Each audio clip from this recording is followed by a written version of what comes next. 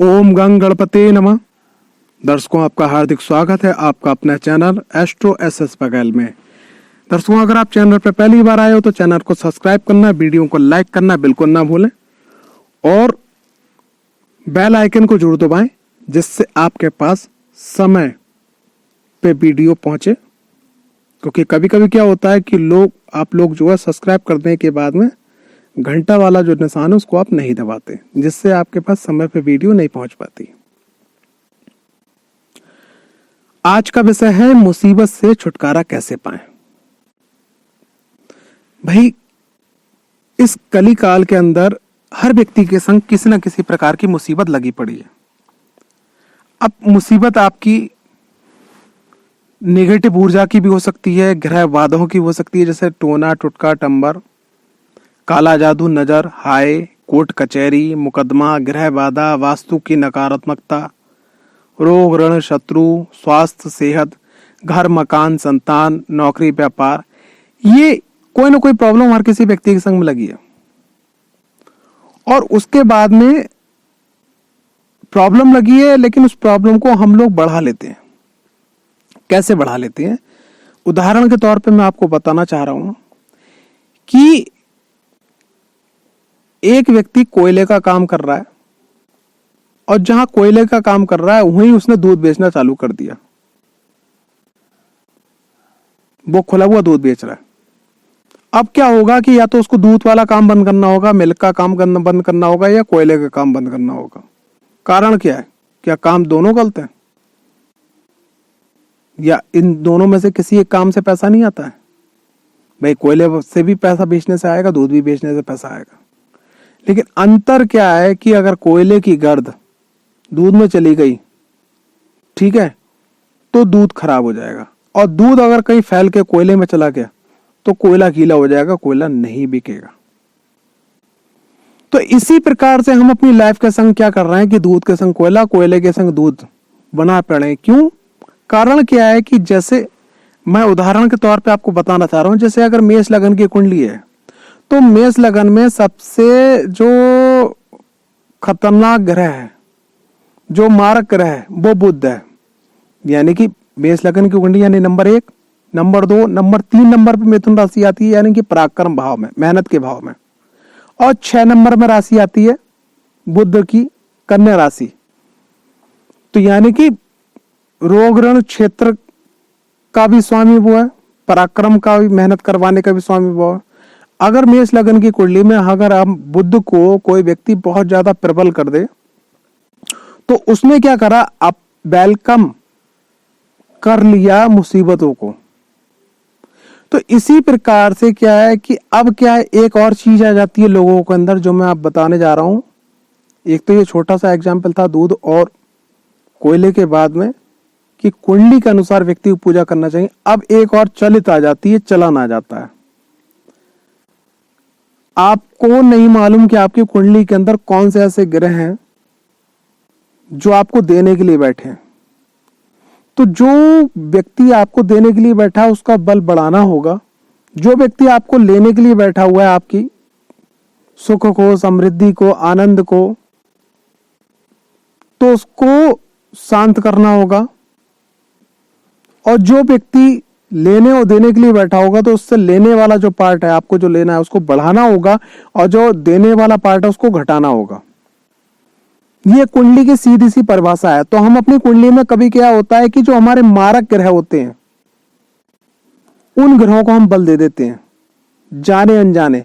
और कुंडली में जो हमारे भाग्य के स्वामी, धन के स्वामी, लाभ के स्वामी, दाम्पत्य के स्वामी, व्यापार के स्वामी, घर के सुख के स्वामी, विद्या के सुख के स्वामी, कभी कभी क्या करते हैं कि जाने अनजाने में उनको हम जो है दान कर देते हैं, या उनको निर्बल कर देते हैं, या उनको और कमजोर कर देते हैं, और हमें पता नहीं चलता कि हमने तो अच्छा काम किया लेकिन ऐसा कैसे हो गया।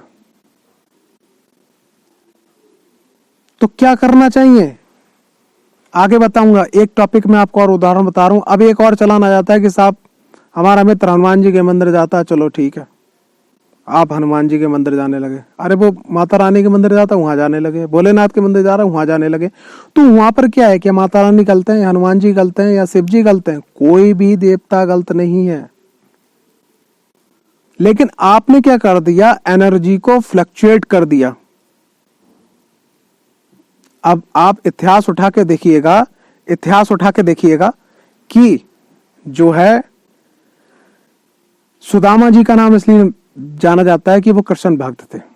अगर सुदामा जी आज शंकर जी की, कल माँ दुर्गा की, परसों कार्तिकेय जी की, नरसों माँ बगलामुखी की, उनने क्या करा, सबका मान सम्मान करा, लेकिन मुख्य पूजन क्या करा, उनने भगवान श्री कृष्ण को समर्पित कर दिया।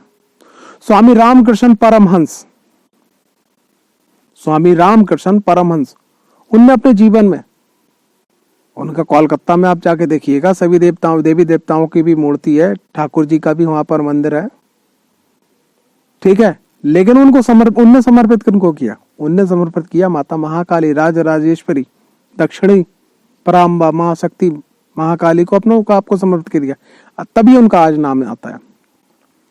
एक को साधो सब सधे, सब साधे सब जाएं, ठीक है ना। एक को साधो सब सधे और सब साधे सब जाएं।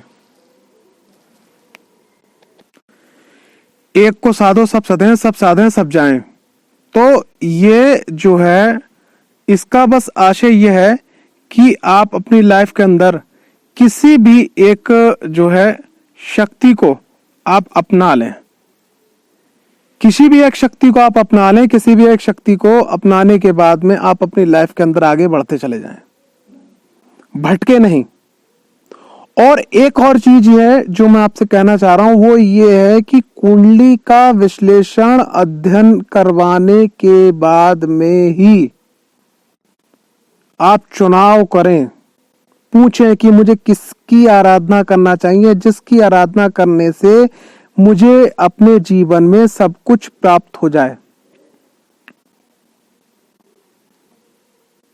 फिर आप उनको पकड़ लीजिएगा, उनके चरणों को पकड़ लीजिएगा, प्रभु अब तो आप ही ने ये सब कुछ करना है। फिर आप देखिएगा आपकी लाइफ के अंदर सभी प्रकार की दिक्कतें समाप्त होती चली जाएंगी, चाहे वो टोना टोटका हो, काला जादू हो, नजर हो, हाय हो, कोर्ट कचहरी हो, मुकदमा हो, गृह बाधा हो, वास्तु की नकारात्मक प्रभाव हो, रोग हो, ऋण हो, शत्रु हो, स्वास्थ्य हो, सेहत हो, घर हो, मकान हो, संतान हो, नौकरी हो, व्यापार हो, किसी भी प्रकार की जो समस्या है वो आपकी समाप्त हो जाएगी।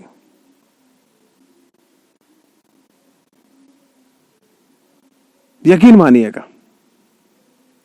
लास्ट में मैं आपको एक उपाय बताने जा रहा हूं कि अगर आपके संग अचानक कोई प्रॉब्लम आती है, तो आप जो भी वस्त्र पहने हुए हैं, जैसे अचानक आप जा रहे हो, कोई बहुत बड़ी प्रॉब्लम आपके संग आई जहां पे आपको कोई मुसीबत का छुटकारा दिखाई नहीं पड़ता है,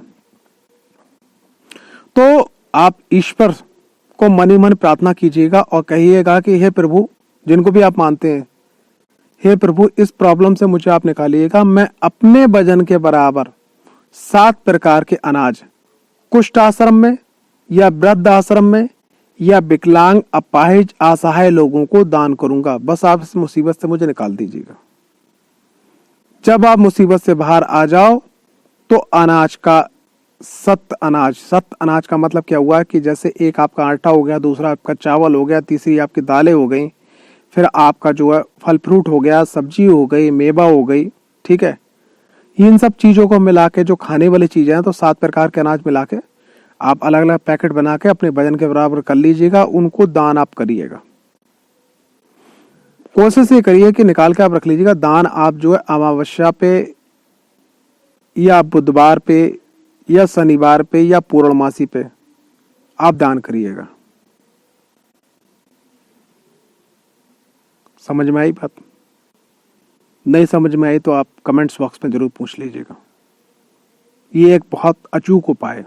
और बाकी अपनी कुंडली के आधार पे, कुंडली की डिमांड क्या है उसके आधार पे आप पूजा आराधना करिए। अब उन लोगों का, भाई लोगों का एक क्वेश्चन आएगा, बहन लोगों का क्वेश्चन आएगा कि भाई मुझे तो मेरे मम्मी पापा ने डेट ऑफ बर्थ दी नहीं, मुझे जानकारी है ही नहीं, आधार कार्ड वाली है साहब। तो ऐसे लोग क्या करें, अपनी ओरा स्कैनिंग करवा लें। ओरा स्कैनिंग के लिए क्या है, आप व्हाट्सएप नंबर पे आप जब संपर्क करेंगे तो आपको एक फोटो भेजना होगा, 1100 रुपये आपको शुल्क डालना होगा। और स्कैनिंग के अनुसार आपके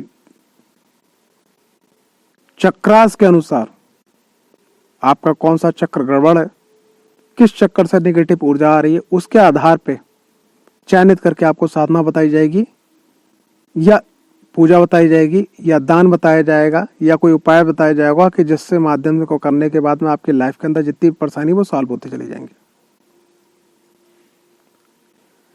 जय माता दी। आशा करता हूं वीडियो आपको पसंद आई होगी।